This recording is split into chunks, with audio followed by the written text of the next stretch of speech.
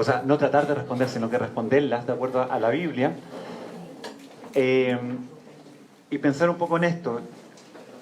Hoy día nos toca como iglesia un paso bien importante que es parte de la dinámica de la iglesia. Ya no es un momento, no es un hito irrepetible, sino que es un momento que Dios mediante se pueda repetir, y es que vamos a estar reconociendo ancianos y diáconos entre medio de la congregación, y eso también queremos buscar la guía del Señor. Y vamos a estar hablando un poco acerca de eso. Pero queremos también hablar acerca de la iglesia, el poder de la iglesia, y entender también, cuando Cristo funda la iglesia, un poco tratar de entender qué estaba pensando. ¿Y por qué te digo esto? Porque he venido sacando una conclusión personal, y digo personal porque si tú me muestras de que no está tan así, sería bueno conversarlo, pero hemos transformado la iglesia en una institución humana. Y de una otra manera la iglesia, cuando uno piensa en la iglesia, ¿de qué te recuerdas? Lo que más te acuerdas de la iglesia.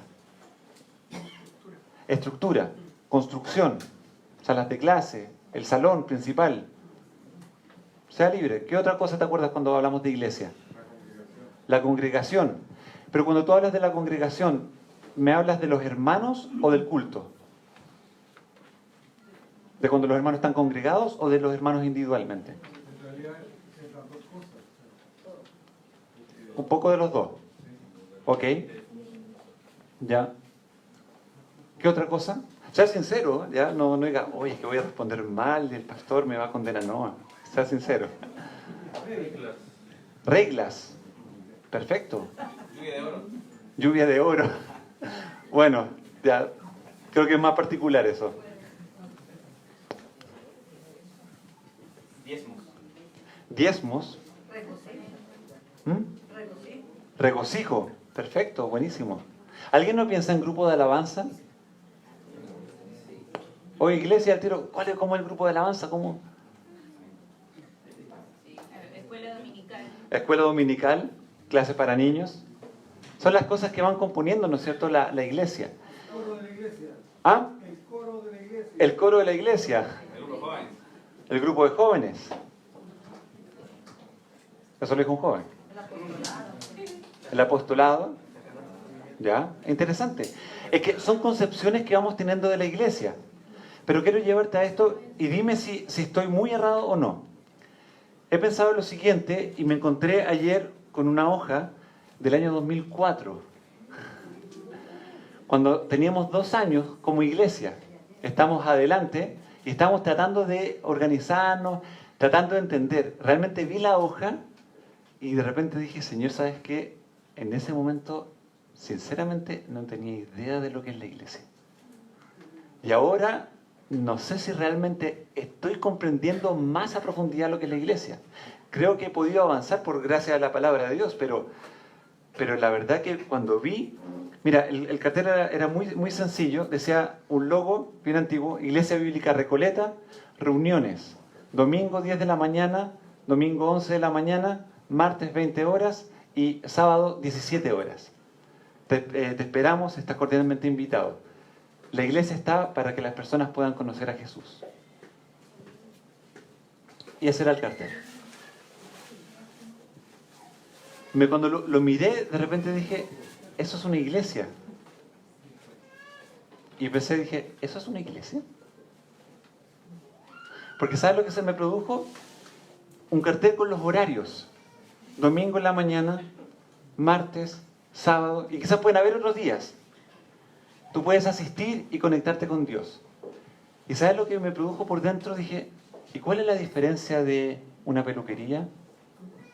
¿O de un salón de belleza? ¿O del cine? Cartelera. Avengers, tal día a tal hora. Vas, ves la película y vuelves a tu casa. Iglesia, tal día a tal hora. Vienes a la iglesia, escuchas la prédica, compartes, cantas y vuelves a tu casa. Y dije, Señor, líbranos de eso, porque eso no es la iglesia. Si bien las reuniones tienen un fin y queremos descubrirlo, pero no es la iglesia. La iglesia no es una oferta dentro del mercado de cosas para hacer el día domingo. ¿Qué prefieres? ¿Cicletada? ¿Un día de camping al río del Cerro San Cristóbal? tener un culto dominical en la iglesia o irte a la playa. Elige. ¿Es eso la iglesia o no? Cuando Cristo, y por eso me gusta el versículo de Mateo 16, 18, cuando Cristo funda la iglesia, los parámetros que Él establece son radicalmente superiores. Entonces, pensemos en eso al ir entendiendo qué significa ser parte de la iglesia. Hermanos, si tú tienes a Cristo y has sido regenerado por su gracia, has nacido de nuevo, hermanos, pertenecer a la iglesia es algo tremendamente maravilloso. No encuentro palabras para describir eso. El que Dios me haya tomado como un pecador desperdiciable y de una otra manera horrible y me haya transformado en su hijo y me haya adoptado en su familia es algo asombroso. Es algo sublime. Ese es el privilegio de un cristiano. Entonces, cuando Cristo habla de la iglesia, fíjate, Mateo 16, 18. Y yo también te digo que tú eres Pedro. Ahí está hablando Jesús con Pedro, después de que hizo la gran confesión. ¿No es cierto? Tú eres el Cristo, el Hijo del Dios viviente. Entonces le dice, bienaventurado porque no te lo reveló carne ni sangre, sino mi Padre que está en los cielos. Y le dice, bienaventurado hijo de Jonás. Y yo también te digo que tú eres Pedro. La traducción, piedra. O piedrecita, alguien puso por ahí para indicar más. ¿Y qué dice a continuación? Y sobre esta roca edificaré mi iglesia. De una otra manera, a ver, Max, acompáñame, para que se entienda así. Max dice, me metí en aprietos. No. Es como que Jesús está hablando con Pedro. Tú vas a ser Pedro. Pon cara de Pedro. Entonces, Jesús llega y le dice, tú eres Pedro. Y ahí se produce la confusión y algunos dicen, y sobre esta roca edificaré mi iglesia. ¿Eso dice? No. Dice, tú eres Pedro, y sobre esta roca edificaré mi iglesia. ¿Se entiende? Gracias, Max. Qué buena la cara, Pedro. Entonces, cuando Jesús muestra eso, lo que está diciendo, yo soy la roca de la iglesia, y sobre mí se va a construir la iglesia. ¿Y qué es lo que dice a continuación? Y las puertas del Hades no prevalecerán contra ella. Las preguntas, ¿quién es el dueño y fundador de la iglesia? Cristo. Él la pensó, Él la diseñó. Lamentablemente muchos de nosotros la hemos manoseado. Y eso es lo que he buscado, Señor. No quiero manosear más el pensamiento tuyo, sino que quiero sumarme a tu plan para hacer lo que realmente tú pensaste hacer con nosotros como iglesia. Y luego, ¿qué es lo que dice? Sobre esta roca, o sea, sobre él, hablando de Jesús, edificaré mi iglesia. Qué interesante, no habla de la iglesia. Jesús cuando dice eso todavía no había pasado a Pentecostés. Él está profetizando. Dice, edificaré mi iglesia. Yo la armo, yo la creo, yo la voy a conformar. ¿Pertenece la iglesia a alguien humano? No, es de Cristo. Y en Corintios es muy lindo que él dice que él compró la iglesia ¿con qué? Con su sangre, cuando muere en la cruz del Calvario. Entonces, este versículo es potente, hermanos, porque termina diciendo, y las puertas del Hades no prevalecerán contra ella. Y ahí viene la última pregunta, ¿quién la puede vencer? Si Dios es con nosotros, ¿quién contra nosotros? ¡Wow!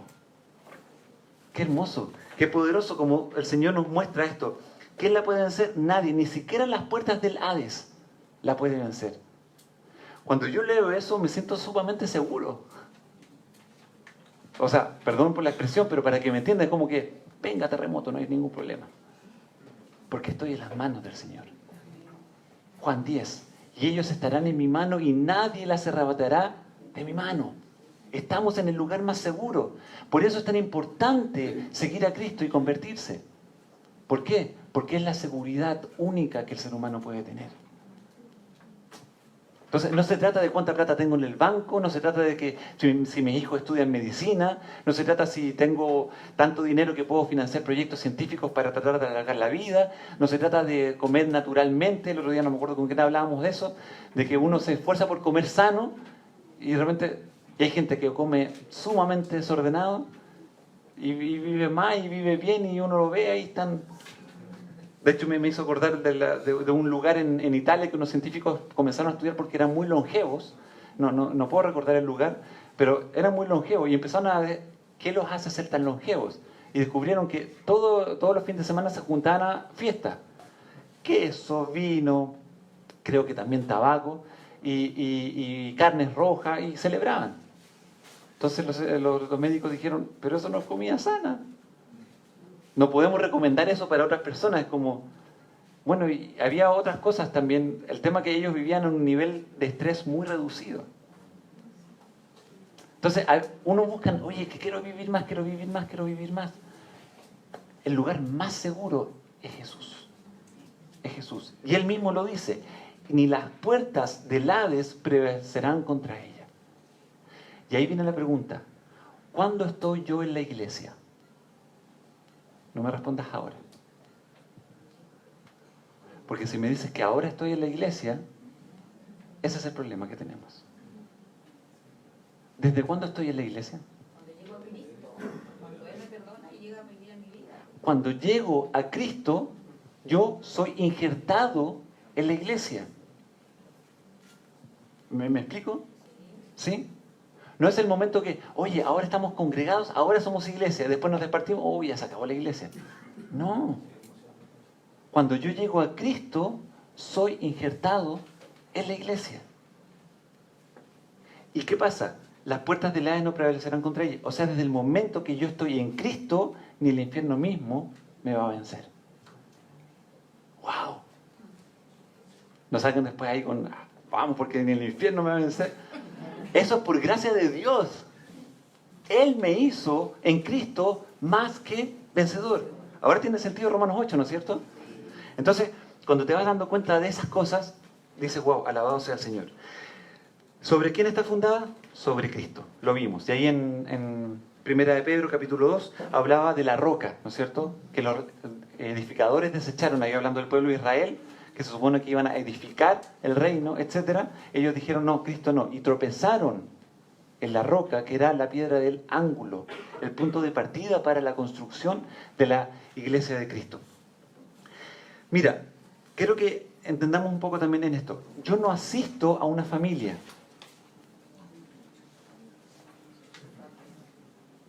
Yo soy parte de... Y ahí quiero decirte, ¿asistes tú a la iglesia?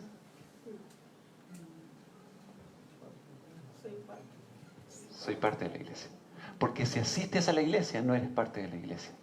Simplemente vas como a la peluquería un ratito, vas también un ratito a la iglesia. Escuchaste, cumpliste tu cuota y volviste. Yo soy parte de la iglesia. Y ahí es donde empiezan a tener tanto sentido estas cosas, hermanos. Por eso llamamos a Dios Padre nuestro que estás en los cielos, santificado sea tu nombre. ¿Por qué Dios nuestro Padre? Porque por medio de Cristo hemos llegado a ser adoptados hijos suyos. Efesios capítulo 2. O sea, si Dios me adoptó, Esteban, ¿Dios te adoptó? ¿O tenemos un mismo papá? Lili, ¿tenemos un mismo papá? Y así, o sea, si tenemos un mismo papá, entonces somos hermanos. Entonces nosotros no nos llamamos hermanos como muchas veces de repente dicen, oh, mi hermano, aquí vamos a pelear porque somos hermanos. ¿Te fijas? O como los raperos antes, mi brother. Vamos a ir con los brothers. No, porque es hermano. Somos hermanos porque legítimamente Jesús nos ha limpiado con su sangre. Y yo fui limpio con su sangre. Tú fuiste limpio con su sangre. ¿Tenemos la misma sangre o no? ¡Wow! Me da ganas de aplaudir, alabar al Señor por eso. O sea, ¿cómo pensó eso de que seamos familia de Dios? Un mismo Padre y nosotros hermanos. Así que cuando nos llamamos hermanos, no es por un cliché o una cosa, pucha, no sé qué palabra encontrar, pero mi hermano, te voy a decir mi hermano, porque no, es porque Jesús nos hizo por su gracia hermanos.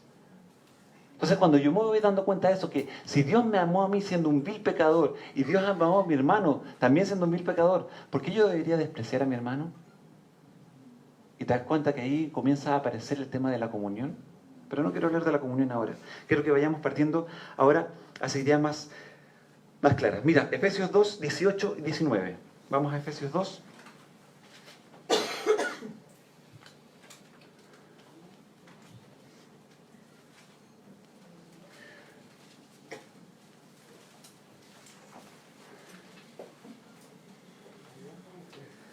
Dice, porque por medio de Él, o sea, está hablando de Jesús, los unos y los otros tenemos entrada por un mismo espíritu al Padre. Fíjate lo que está diciendo, ¿por medio de quién? De Jesús. ¿Quién es la puerta para tener vida eterna? Cristo Jesús, ¿no es cierto? ¿Hay otro camino para llegar al Padre y tener vida eterna? No. Si yo hago buenas obras, ¿puedo tener vida eterna? Ese no es un camino. Si yo asisto a la primera iglesia de los Santos Bautistas Evangélicos del 2019, no. Si yo soy miembro de tal o cual comunidad, si yo me aprendo de memoria los libros de la Biblia, ¿qué es lo que dice ahí? Porque por medio de Él, los unos y los otros tenemos entrada. ¿Por medio de quién? De un mismo espíritu al Padre. Jesús es el camino, la verdad y la vida. Nadie viene al Padre si no es por mí. ¿Y qué es lo que hace el Espíritu Santo? Te convence de pecado, juicio y justicia. Y cuando tú te sientes un vil pecador, dices, Señor, ¿qué hago? Y el Señor dice, ven a mí, quiero ir a ti, me arrepiento. Y voy al Señor. Y el versículo 19. Así que, o sea, como tenemos entrada hacia Dios el Padre por el Espíritu Santo, así que ya no somos extranjeros ni advenedizos, sino conciudadanos de los santos y miembros de la familia de Dios. Si tú llegas al cielo, no va a estar Pedro en la puerta. Pero si te encuentras con un ángel, y el ángel te mira y dice, ¿y usted qué hace acá? Tú puedes sacar tu carnet, conciudadano de los santos. Y el ángel va a decir, wow, Efesios 2:19. Ahí está. ¡Qué maravilla! Somos conciudadanos santos y miembros de la familia de Dios. Siempre pongo ese ejemplo, pero es que lo encuentro. Si tú llegas al cielo y te metes al refrigerador, los ángeles no te van a mirar raro. ¿Qué hace usted en el refrigerador, mijito? Me explico, ¿no? Uno en la casa, el refrigerador igual es un lugar que uno entra a la visita al living, pero el refrigerador como, oh, bueno, y a tu pieza como, no, entra a mi pieza. Si en la visita entró a la pieza, sí, ¿te puedo ayudar en algo? Y uno se siente súper incómodo, ¿no es cierto? Y que se siente en la cama y empieza a ir el velador. Amigo, ¿se te perdió algo? Pero los ángeles no pueden hacer eso con nosotros. Abrimos nuestro velador y el ángel dice, es hijo de... ¿Me entiendes o no? Somos hijos de Dios y coherederos juntamente con Cristo, Romanos 8:17. Entonces, hermanos, cuando nos damos cuenta de esto, decimos, o sea, la iglesia, es más, ¿estás despertando con la visión de la iglesia o no? ¿Te estás dando cuenta que la iglesia ya dejó de ser un culto? ¿Dejó de ser simplemente una congregación que se reúne una vez a la semana? Y que algo mucho más grandioso que lo que el Señor preparó. Entonces, cuando Cristo piensa en la iglesia, piensa en personas que se aman los unos a los otros. Y aquí quiero ir como una secuela bien sencilla para llegar también a unos puntos de enseñanza. Cuando Cristo muere en la cruz, ya Él es avergonzado, Él es humillado y Él es colgado en esa cruz y finalmente derrama su sangre. Después Él es bajado de la cruz y Él es enterrado. ¿Y qué sucede al tercer día? Resucita. ¿Cuándo murió Cristo? ¿Qué día? No, murió el tercer día. No, ¿cuándo murió Cristo? ¿Qué día murió Cristo? Viernes. Tenemos el registro, ¿no es cierto? Fue un día viernes. ¿Cuándo resucita? Domingo. Ok. Cristo le dice a Pedro, hey, sobre esta roca edificaré mi iglesia y las puertas del Hades no prevalecerán contra ella. Y luego de eso nos encontramos un par de capítulos más adelante en donde el Señor Jesús reúne a sus discípulos y le dice, cada domingo en la mañana uno de ustedes va a dirigir el culto. Usted va a pasar la ofrenda, Pedro, Juan y Jacobo en un parquito, ustedes van a preparar los mensajes.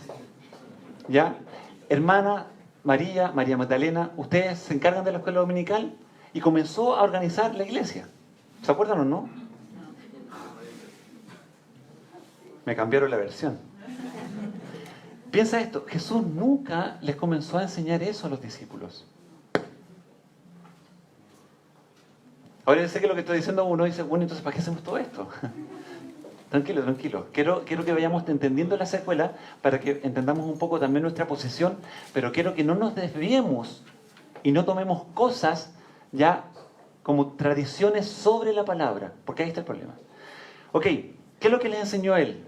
Les enseñó una vida de discipulado para que, como dice Mateo 11, aprended de mí que soy manso y humilde de corazón. Y termina con una promesa maravillosa: y hallaréis descanso para vuestras almas. O sea, Jesús le dice a los discípulos: aprendan de mí. No aprendan a hacer reuniones, aprendan a vivir como yo. No aprendan a hacer cultos evangelísticos, aprendan a vivir como yo. Aprendan a ser como yo, que soy manso y humilde de corazón. ¿Y qué va a ser el resultado? Tendrás paz para tu alma. ¡Wow! ¿Voy a tener paz para mi alma si voy a un culto? ¿Por qué digo eso? Porque muchas veces, hoy día, tenemos un poco la noción, y lo digo, a mí también me ha pasado, que vivimos de misticismo. Cultos que son tan bien organizados y en donde estuvimos adentro y hubo un ambiente, tanto en la música, en la enseñanza y todo, que nos envolvió. Y salimos del culto y dijimos: Señor, gracias, tuve un encuentro contigo. El encuentro fue allá. Y me fui y me desencontré. Y vuelvo a mi casa y estoy desencontrado. ¿Y qué pasa en mi corazón? Señor, no sé dónde estás. Y mi corazón dice: está en el culto. Vuelve a ese momento místico. Señor, necesito eso. Y uno empieza a buscar un culto. Donde hay buena música, donde hay buen... Y pasa, y he escuchado muy tristemente, de repente hay hermanos que dicen, sí, reconozco que no siempre la música ha sido de todo bueno, pero, perdón Mauricio, pero de repente pasa, y a veces también pasa con los mensajes, etcétera. Pero pasa que de repente hay hermanos que salen: sí, estuvo lindo y todo. No, pero pucha, la iglesia estuvo fome y todo. Sí, como que faltó el espíritu, como que faltó y todo. Hermano, ¿sabes qué? Yo a veces también sentía un poco ese tema. Es como: hermanos, ¿qué pasa? Como que vamos y mira todas las promesas que tenemos, guau, y todo. Pero el culto no hace mi nivel de adoración. Y esto es poderoso, y que no se te olvide nunca, porque cuando lo aprendí, lo he querido practicar el resto de mi vida. Hermanos, Cristo dijo: vosotros sois la luz del mundo, por lo tanto yo soy una llama. No como la llama del altiplano, ¿ya? Una llama en Cristo, una llama de fuego. Pero soy una llamita que el Señor encendió. ¿Y qué es lo que le dijo Jesús a la mujer samaritana? Le dijo: Dios es espíritu, y los que le adoran en espíritu y en verdad es necesario que le adoren. Juan 5, 24. Y ahí está el Señor, perdón, Juan 4, 24. El Señor está hablando con la mujer samaritana y le enseña que Dios es espíritu. Y los que le vamos a adorar, ¿cómo lo hacemos? En espíritu y en verdad. Si lo voy a hacer en espíritu y en verdad, ¿necesito de un culto? ¿A qué necesito? El Espíritu Santo. Entonces piensa esto: yo soy una yemita. Día lunes en la mañana estoy adorando.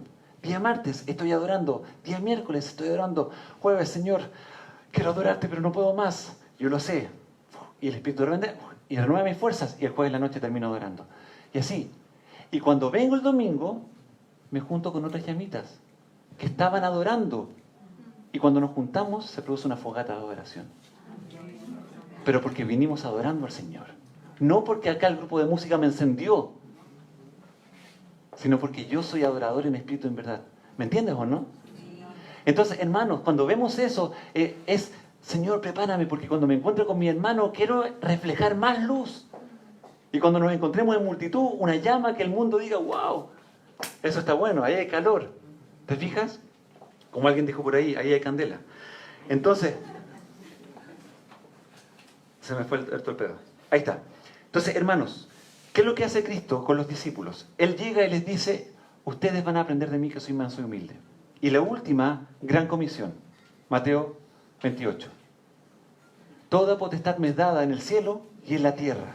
Por tanto, id y haced discípulos. No quiero meterme en ese tema, pero entre paréntesis, no dice: id y hagan que las personas levanten la mano y digan: yo recibo al Señor.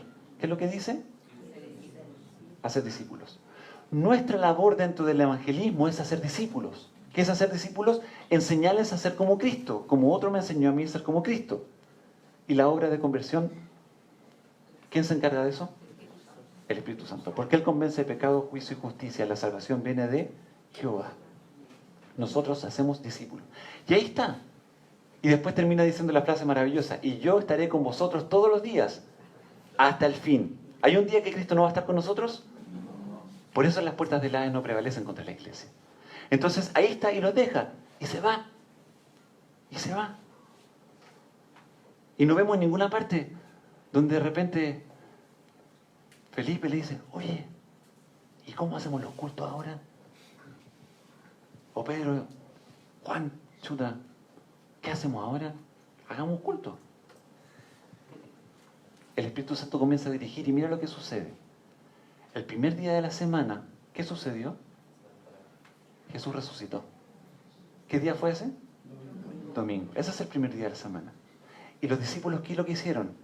Se acordaron, Juan, desde el 13 hasta el 18, lo que Jesús les enseñó en la última cena. Haced esto en memoria de mí. ¿A quién les dijo? A nosotros. Juntémonos. ¿Cuándo? El día que resucitó. Y por eso el domingo ahora se llama el día del Señor. Y la Biblia habla del día del Señor también el domingo. Entonces, no discutas que alguno: el día del Señor es el sábado, el día del Señor es el domingo. No, el día del Señor... Hermanos, el Señor es dueño de todos los días. Y Él ahora estableció que el domingo fue el día que resucitó. Y ese es su día. Y ahí está. Y por eso nosotros nos reunimos los domingos. Porque los primeros discípulos dijeron: juntémonos el día que Él resucitó. ¿Y qué hacemos? Y ahí empezaron: ¿tú sabes tocar teclado? Ya, oye, tú encargas... No, ¿qué es lo que hicieron? Juntémonos a partir el pan y tomar de la copa. Esa es la primera reunión sencilla que la iglesia comenzó a tener. La cena. Y se cuenta que los primeros no había nadie que preparara un tema como lo hacemos hoy en día. Entonces, uy, Matías, entonces estamos viviendo en una verdadera mentira. Tranquilo. ¿Qué pasó con el tiempo? La iglesia comenzó a reunirse los domingos. Pero ¿cuál es la principal unión? La cena. El pan y el vino. ¿Y de qué habla el pan y el vino? De Cristo, su muerte y su resurrección. Y también habla de que Él va a volver, porque Él dijo: esto lo haréis hasta el día que yo vuelva. Y después celebraremos esta cena en el cielo, en la eternidad. Estamos esperando ese día, va a ser una cena maravillosa. Pero, hermanos, piensa en eso. Comienza de una manera muy sencilla. Y ahora viene la pregunta: ¿y por qué ahora los cultos son tan complicados? Ahora de repente hay hermanos, David Platt lo cuenta, dice: hay hermanos que lo planean así. Oye, ¿quieres hacer una iglesia? Sí. Consíguete un buen teatro, un buen grupo de alabanza, un buen predicador, unos maestros de escuela dominical y manda panfletos por alrededor. Y el domingo en la mañana va a ir un grupo de gente. Vas a tener buena música, y va a venir más gente, ¿Eso es la iglesia? No. ¿Te das cuenta ahora lo que la iglesia muestra que es lo que es? Y ahí está la comunión de los creyentes. Y por eso, vuelvo a insistir esto: yo no asisto a una iglesia, yo soy parte de una iglesia. Y por eso es importante la comunión, hermanos, el conocernos. Vamos a estar una eternidad juntos. Imagínate llegar al cielo: Señor, llegamos al cielo, y te encuentras ahí con los hermanos al lado. Oh, llegamos y todo. Sí, oye, ¿sabes que estaba trabajando? ¿Y en qué trabajaba usted? Sí, pues yo tampoco. ¿Y en qué trabajabas tú? Y a veces pasa eso, que no nos conocemos, ¿no? Y eso es simplemente porque nos quedamos en nuestro metro cuadrado. Y digo: no voy a saludar a esa persona porque, no sé, pues de repente imagínese que me hace una pregunta teológica. Hermanos, comunión unos con otros, conversemos. A veces son cosas sencillas, pero de esas conversaciones sencillas vamos avanzando a conversaciones más profundas. Y está bien, no vamos a ser amigos de todos. Ya no nos quedemos que quisiera tener 1 millón de amigos. No nos vamos con eso. Pero sí tengamos comunión, sí tengamos lazos. Y muchas veces en esas conexiones que Dios hace, Dios te va a usar de bendición por una persona que estaba buscando trabajo y tú conociste a una persona que estaba ofreciendo trabajo y Dios te puso en medio. Pero como tú tienes comunión, tú, oye, conozco, va, y pasa, y Dios hace esas uniones. Y así, bueno, eso es un ejemplo sumamente cotidiano, pero así pueden ser muchas otras situaciones. Una persona que está luchando con el trago, con el vino, con el alcohol. Una persona que está luchando porque su matrimonio se está derrumbando. Y tú justo sabes, o un libro, o un hermano, o un consejero que podría ayudar. Entonces, esas conexiones, o tú mismo, podría ser parte también de eso. Y ahí va el punto, y a esto quiero ir. ¿Por qué entonces llegamos a las reuniones que tenemos hoy en día si lo más sencillo fue la cena y ahí se reunieron los discípulos? Y es porque ellos empezaron a recordar las enseñanzas de Cristo. Y recordando las enseñanzas de Cristo comenzaron a transmitirlas.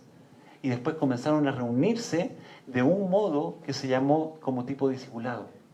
Y ahí nacieron entonces las exposiciones. Y Pablo fue uno de los mayores predicadores. Cuando la iglesia se reunía y Pablo entonces les exhortaba con la palabra, les hablaba del Antiguo Testamento, les hablaba de la vida de Cristo, hacía las uniones y les enseñaba de las verdades que estaban ahí. Pero la reunión más básica, pero más importante de la iglesia, ¿cuál es? La Santa Cena. Esa es la reunión básica de la iglesia. No lo vamos a ver hoy día, pero es la reunión que nos une. ¿Ya? Y ahí viene la pregunta, bueno, pero entonces, ¿por qué después aparecen los apóstoles y los obispos y los pastores y todo, y empieza toda esta jerarquía de la iglesia? Y es porque la iglesia necesitó organizarse. Y ahí Dios usa a Pablo y comienza entonces a organizar la iglesia. Y lo primero que vemos, antes de Pablo también, porque Pablo no fue uno de los primeros que se involucró directamente con la organización, Hechos capítulo 7. ¿Quiénes aparecen ahí? Los diáconos. Los diáconos. Y ahí entonces eligen diáconos para que se preocupen de las cosas del quehacer de la iglesia. Mira, vamos a Hechos capítulo 7. De hecho, eso sucedió antes de que Pablo se convirtiera. Perdón, capítulo 6. 7 está Esteban, que fue uno de los diáconos, el primer mártir de la iglesia, y ahí aparece Esteban. Dice, en aquellos días, como creciera el número de los discípulos, hubo murmuración de los griegos contra los hebreos de que las viudas de aquellos eran desatendidas en la distribución diaria. Paréntesis, la iglesia primitiva no era una iglesia sin problemas. ¿Te fijas lo que pasó? Los griegos con los hebreos. Ya los hebreos decían como que nosotros somos más el pueblo de Dios, ustedes son como los agregados, son la rama silvestre, y bueno. Pero entonces comienza porque no se atendían bien a las viudas de aquellos que eran hebreos, ¿no es cierto? Perdón, los griegos contra los hebreos. Y versículo 2. Los 12 convocaron a la multitud de los discípulos y dijeron, fíjate lo interesante, los 12 convocaron a la multitud de los discípulos. Cuando habla de los 12, ¿de quién está hablando? De los apóstoles. Pero en ese momento estaba participando Matías. ¿Te fijas? Pero Dios no quería nada con Matías. Los Matías no... Entonces, entonces ellos, los 12, convocaron a los discípulos. ¿Te das cuenta cómo son llamados los primeros cristianos? Discípulos. ¿Los discípulos son solamente los 12? Los discípulos es toda persona que sigue a Cristo Jesús, que sigue sus pisadas. Entonces dijeron, no es justo que nosotros dejemos la palabra de Dios para servir a las mesas. Y ahí ya estaba produciéndose el tema de la enseñanza, el tema del discipulado. Buscad pues, hermanos, de entre vosotros a 7 varones de buen testimonio, 1, llenos del Espíritu Santo, 2, y sabiduría, a quienes encarguemos de este trabajo. ¿Cómo tenían que ser? Buen testimonio, lleno del Espíritu Santo y de sabiduría. Y nosotros persistiremos en la oración y en el ministerio de la palabra. ¿Te fijas? El cargo entonces de los apóstoles era la predicación, el ministerio de la palabra y la oración. Entonces la oración no es perder el tiempo, la oración es interceder, es luchar. Alguien dijo por ahí, me encantó, no me acuerdo quién lo dijo, pero dijo, el campo de batalla más cruento es la oración. Y piénsalo, ¿cuántas veces estás orando y estás hablando con Dios y de repente empiezan pensamientos a preocuparte? Oye, ¿te acuerdas de esta persona? ¿Cómo lo vas a hacer? Y uno está hablando con Dios. Y dice, y como que uno empieza a distraerse. Y Señor, quiero estar orando en espíritu y en verdad. Porque quiero ser un adorador en espíritu y en verdad. Y ahí también está el ministerio de la palabra, entregar la palabra. En ese momento, ¿cuál era la palabra que ellos tenían? Básicamente el Antiguo Testamento, donde mostraban a Cristo. Las cosas que antes fueron escritas eran sombra de lo que ha de venir. Entonces, en eso estaban, para comenzar con el tema del discipulado, de la enseñanza. Jesús hizo también lo mismo. Entonces, la reunión más importante, la cena, porque se trata de Cristo. Pero luego, la enseñanza de la palabra de Dios, ¿es importante? Sí, claro, porque lo que estamos haciendo ahora es una especie de discipulado, pero no es el único discipulado. Y por eso hay hermanos que crecen muy lento, porque lo único que se quedan es con lo del domingo. Y si te quedas solamente con lo del domingo, es lo mismo que intentaras crecer comiendo una vez a la semana papilla en estún.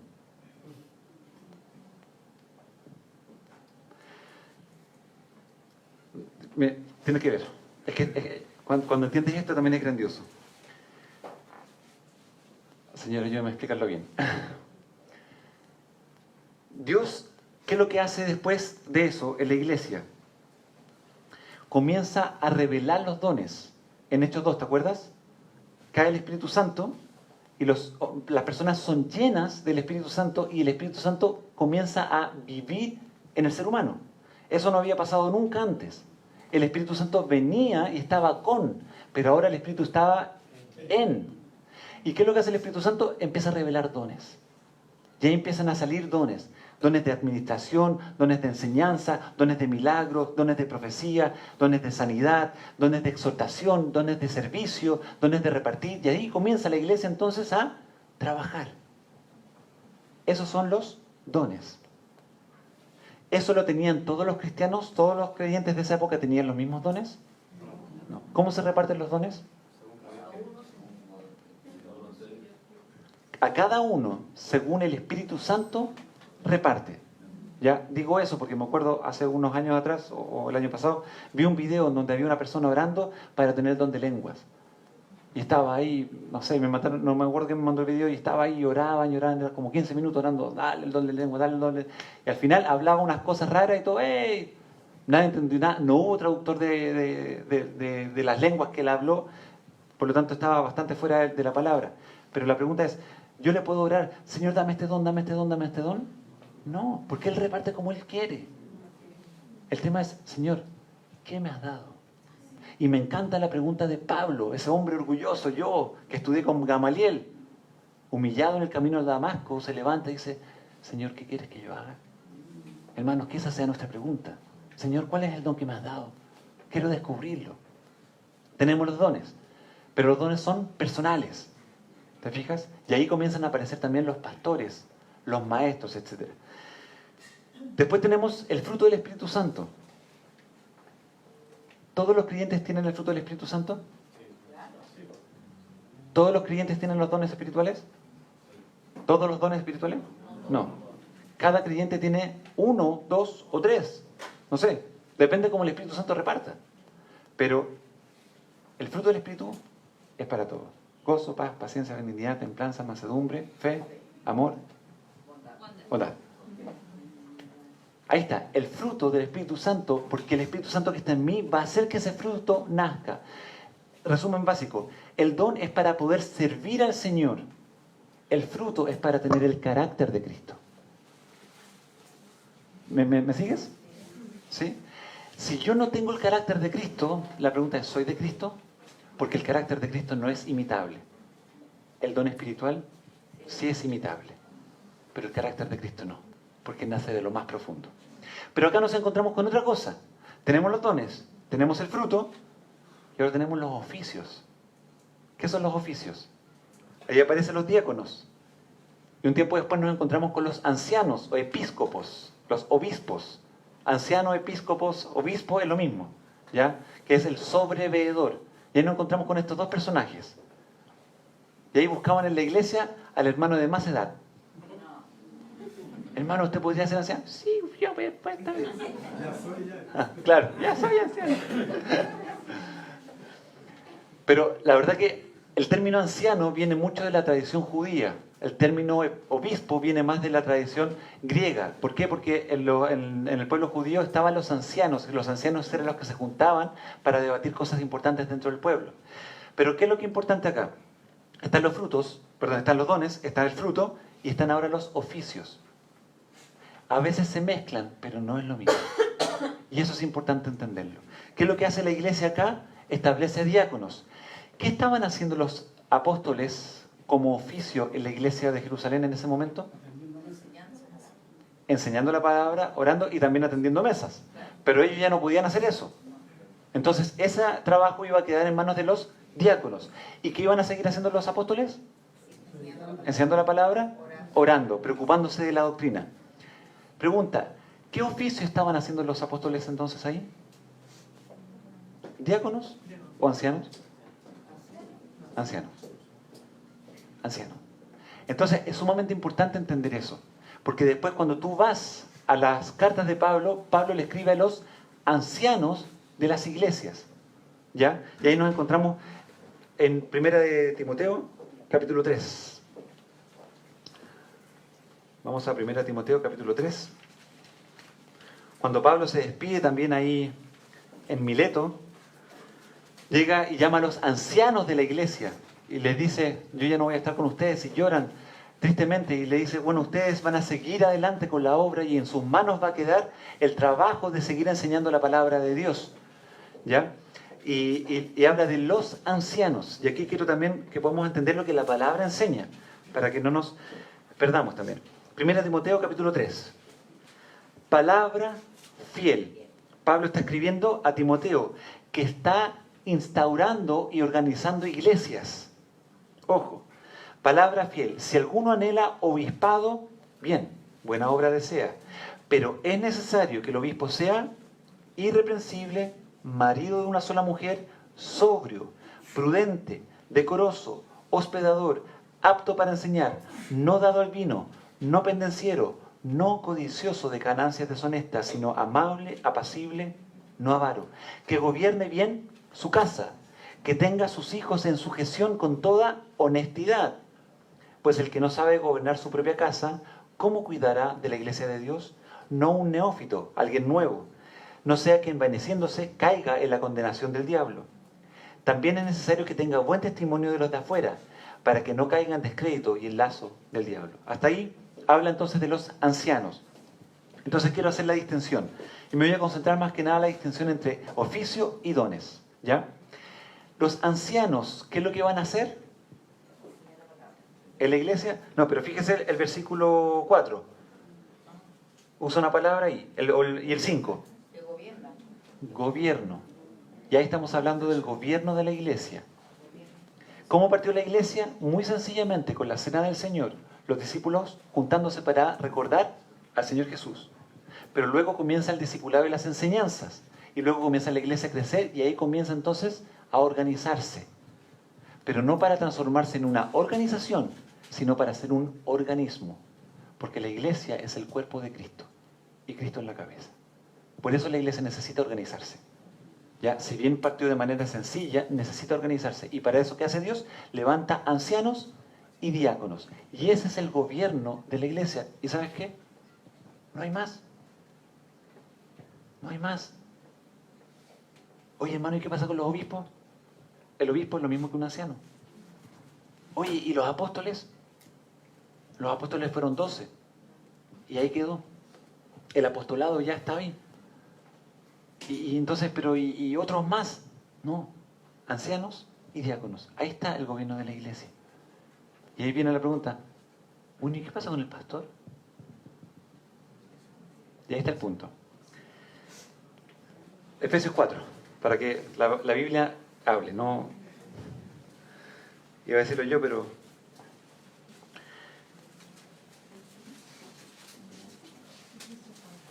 Efesios 4, versículo 8. Versículo 7. Pero a cada uno de nosotros fue dada la gracia conforme a la medida del don de Cristo. Por lo cual dice, subiendo a lo alto llevó cautiva la cautividad y dio dones a los hombres. ¿Y eso que subió qué? Sino que también había descendido primero a las partes más bajas de la tierra. El que descendió es el mismo que también subió por encima de todos los cielos para llenarlo todo. Ahí está hablando de Cristo. Y él mismo constituyó a unos, o sea, Cristo mismo, por medio de su Espíritu, constituyó a unos apóstoles, profetas, evangelistas, pastores y maestros. ¿El pastorado qué es lo que es? ¿Un oficio o un don? Un don. Y quiero explicarlo de manera clara para que podamos entender. Los dones, voy a meter la pata a los caballos, pero hablando del 8M, ¿los dones son para hombres o para mujeres? La palabra dice la mujer cae en la congregación. No. ¿Los dones son para hombres o para mujeres? Para ambos. Ups. Entonces, si el pastorado es un don, ¿qué pasa entonces con las mujeres pastoras? Pueden haber pastores. Porque ese es un don. Pero no es la esposa del pastor. Sí, no, porque es un don y el Espíritu Santo reparte como Él quiere. Por eso, a mí me dio el don de pastorado, yo no lo sabía. Yo lo último que pensé era, y el Señor de repente, pastor, y yo, Señor, no, pensé muchas cosas, pero pastorado, y ahí, ¿no es cierto? Cuando uno lucha con Dios son los mejores momentos, porque Dios dice, ahí te quiero ver. Bueno, la cosa es que tengo el don, pero mi señora no tiene el don de pastorado. Por lo tanto, ella no es pastora porque el don es personal. ¿Te fijas? Pero hay mujeres que sí tienen el don de pastorado. Y pastorean a otras mujeres y a otros hermanos en oportunidades también. Entonces, ¿por qué de repente dicen, no, es que en la iglesia no hay pastoras? Lo que estamos hablando es del oficio de anciano. Y los pastores, como pastorean el redil, necesariamente son ancianos. ¿Me explico? Entonces, para que un anciano sea pastor, tiene que tener el don de pastor. Y el anciano, en la palabra, no nos habla de mujeres, pero sí diáconos. Diáconos y diaconisas. Pero el oficio de anciano, la palabra enseña que es dada al hombre.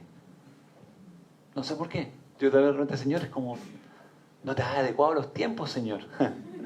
Y ahí, bueno, entre paréntesis, la iglesia no se reinventa, la iglesia no se construye en la historia. La iglesia marca y cumple la historia de Dios. La iglesia no cambia, porque Jesús la fundó y Él dijo, yo edificaré mi iglesia. Entonces nosotros no nos adaptamos a la cultura y a los tiempos, sino que el mundo tiene que ser transformado para llegar al propósito de Dios, que es su gloria. Entonces, hermano, no me quiero ir del tema. Me explico entonces en el tema. Los ancianos son un oficio. Los diáconos son un oficio. ¿Para qué? Para el gobierno de la iglesia. Y tienen una responsabilidad. Y por eso ahí en 1 Timoteo es tan claro como dice que deben ser irreprensibles, marido de una sola mujer. Y ahí viene la otra pregunta. ¿Todos los ancianos tienen que ser pastores? No. Hay ancianos que son administradores. Hay hermanos que tienen el don de presidir, el don de enseñar, el don de exhortación. Y son ancianos. ¿Por qué? Porque trabajan en el gobierno de la iglesia, para que la iglesia local funcione para la gloria de Dios. Y aquí vengo a algo interesante, lo voy a poner en aprietos. Yo soy pastor, acá en esta iglesia, ¿no es cierto? ¿Puedo ser usado por Dios pastoralmente en otra iglesia, en otro lugar? ¿Por qué?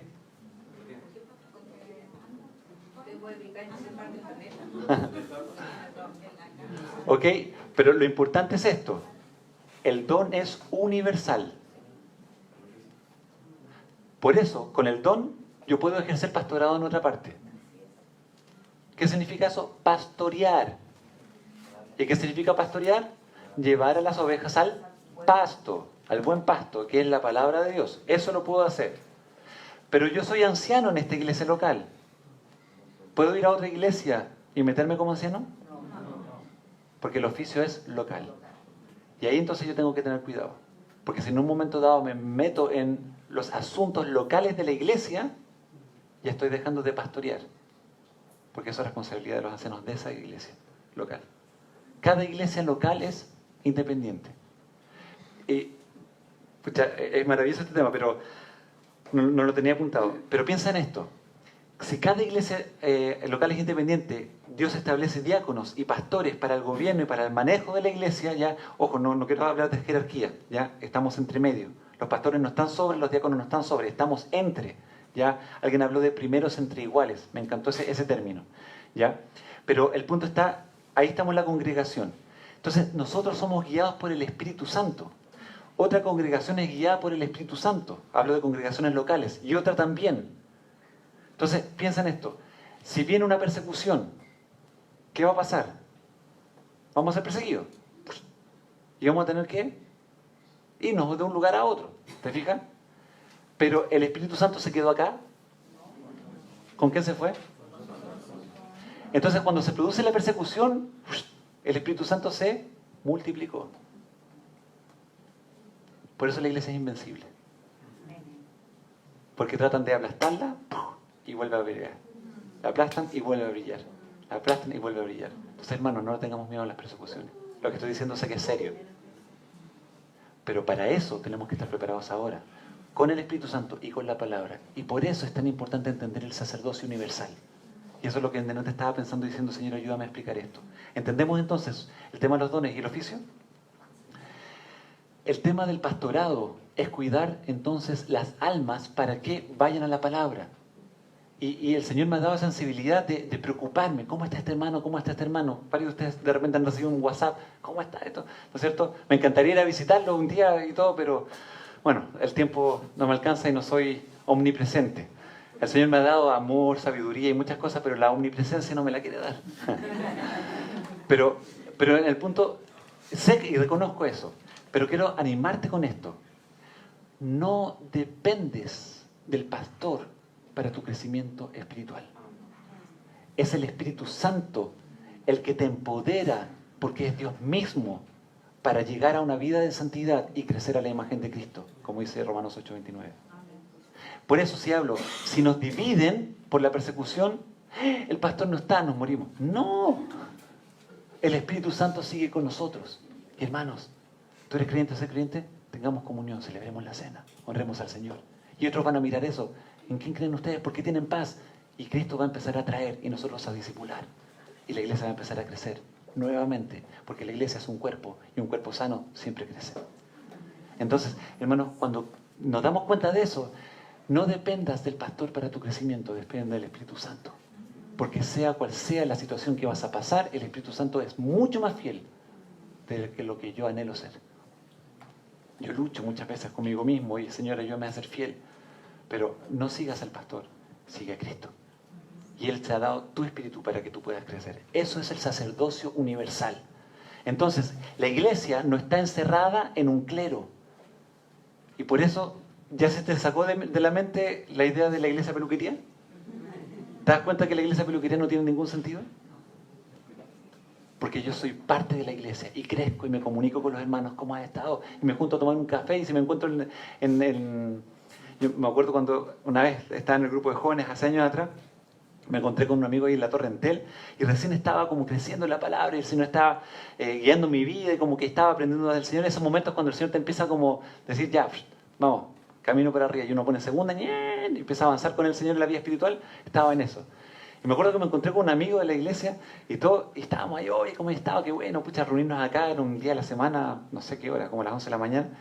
Y todo me dijo, ya, bueno, yo me tengo que ir porque todo, oye, oremos, ya. Y ahí nos sentamos y ahí debajo de la Torre Entel nos pusimos a orar. Y dije, ¿qué estamos haciendo acá? Pero el Espíritu Santo me dijo, estamos orando. Ustedes no necesitan esperar el culto del domingo para orar. Ustedes son hermanos, son familia, son iglesia ahí. Y me acuerdo que terminamos de orar y fue tan bacán, nos dimos un abrazo, oye, que el Señor te cuide, y cada uno se fue. Pero imagínate esos espacios de relación, ¿no es cierto?, de comunión durante la semana son maravillosos y te revitalizan y te capacitan también en la lucha contra el pecado y la lucha también contra ti mismo, que muchas veces es, vuelve atrás. Y uno de repente, no quiero volver atrás. Es que te acuerdas de eso, sí, se sentía bien y uno como... Y para eso el Señor también usa a la congregación y a tus hermanos, para que en un momento dado, cuando está esa seducción de volver atrás, el Espíritu Santo en otro hermano te dice, ¿me vas a comparar con tu vida antigua? Y ahí uno cae delante de la majestad de Dios y dice, Señor, perdóname. ¿cómo voy a volver al vómito? Como el perro volvía a su vómito, no puedo. No quiero volver a la basura. Tú eres incomparable y me quedo contigo. ¿Te fijas por qué Cristo entonces nos hace iglesia y nos ayuda a estar en comunión unos con otros? Entonces, hermanos, esto es grandioso. Y quiero terminar ya, porque ocupé más tiempo del que quería ocupar. Primera Timoteo, que estamos en capítulo 3. Los diáconos, asimismo, deben ser honestos, sin doblez, no dados a mucho vino, no codiciosos de ganancias deshonestas, que guarden el misterio de la fe con limpia conciencia, y estos también sean sometidos a prueba primero, y entonces ejerzan el diaconado, si son irreprensibles. Las mujeres asimismo sean honestas. ¿Te fijas que ahí también Pablo está considerando a las diaconisas, no calumniadoras, sino sobrias, fieles en todo? Los diáconos sean maridos de una sola mujer y que gobiernen bien sus hijos y sus casas, porque los que ejerzan bien el diaconado ganan para sí un grado honroso y mucha confianza en la fe que es en Cristo Jesús. Eso le dice Pablo ahí a Timoteo, a los ancianos no le dice eso, el versículo 13. Ganan para sí un grado honroso y mucha confianza en la fe que es en Cristo Jesús. Esto te escribo, aunque tengo la esperanza de ir pronto a verte. Y mira cómo termina el capítulo 3. Versículo 15 y 16. Para que si tardo, sepas cómo debes conducirte en la casa de Dios, que es la iglesia del Dios viviente. Ahí Pablo nos está refiriendo a una catedral o un templo. Se está refiriendo que ahora nosotros que estamos reunidos somos la casa de Dios. Tú eres una piedra, yo soy una piedra, y el Señor nos va uniendo como piedrecitas para construir su casa, un esplendoroso mosaico. ¿Qué es la iglesia del Dios viviente? Columna y baluarte de la verdad. Fíjate, la iglesia sostiene y muestra, ¿qué cosa? La verdad. ¿Y quién es la verdad? Cristo. Por eso, si Cristo no es la cabeza, ¿qué vamos a mostrar? E indiscutiblemente grande es el misterio de la piedad, y me encanta. Dios fue manifestado en carne, Jesús, justificado en el Espíritu, cuando resucita, visto de los ángeles, estaban asombrados, y cuando dice, abrid puertas eternas, que ahí viene el Rey de Gloria, predicado a los gentiles, creído en el mundo, recibido arriba en gloria, y está sentado a la diestra del Padre, y Esteban lo vio, y ahí está Él, Cristo Jesús, esperando el momento cuando diga, ahora ya, y Él va a venir por nosotros. ¡Wow! Esa es la iglesia. Espero que el Señor haya abierto tu conciencia de lo que es la iglesia y pertenecer a la iglesia. Hermanos, yo sé que han habido cosas y que nos tenemos que organizar, etc. Pero la iglesia es más que firmar un libro de miembros. La iglesia es más que simplemente pertenecer a un ministerio. La iglesia es el cuerpo de Cristo en verdadero amor y en verdadera comunión para reflejar su gloria. Por eso, yo no asisto a una iglesia. Yo soy parte de una iglesia. Te hago la pregunta. ¿Eres parte tú de la iglesia de Cristo? No de la iglesia bautista, de la iglesia pentecostal, de la iglesia tanto. ¿Eres parte de la iglesia de Cristo? ¿Has sido salvado por su gracia y misericordia? Esa es la pregunta más importante. Porque si eres parte de la iglesia de Cristo, bienaventurado eres. Oh bendito Dios, gracias por tu palabra. Gracias por enseñarnos.